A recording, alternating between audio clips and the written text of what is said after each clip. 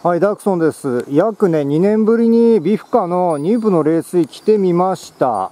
で、ニュープとはアイヌ語で森林を意味します。美味しい水なんですね。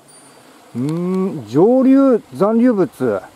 主にミネラルの含有量を示し、量が多いと苦味、渋み等が増し、適度に含まれるとコクのあるまろやかな味がするニュープの冷水 71.6mg、1リットルかなに対して、硬度 16mg、ミネラルの中で量的に多いカルシウム、マグネシウムの含有量を示し、硬度の低い水は癖がなく、高いと好き嫌いが出る。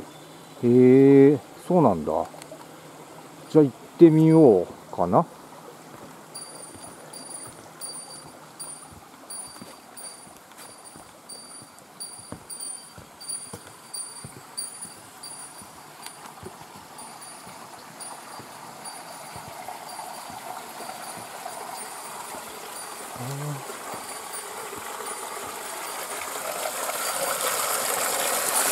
釣れた。す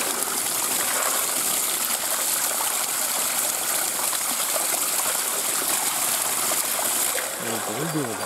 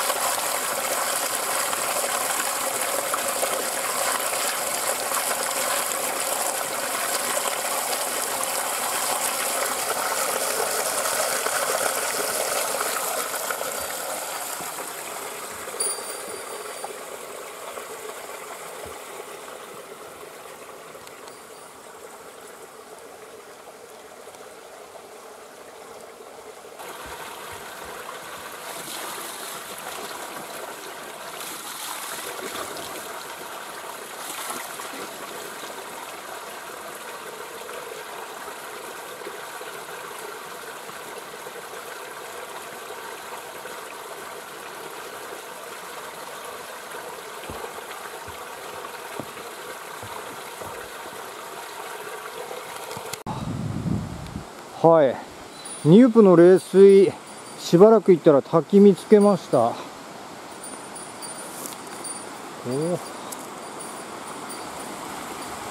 こか。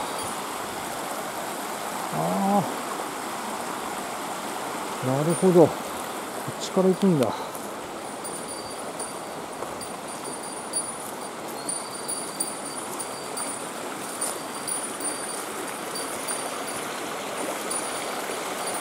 よいしょ。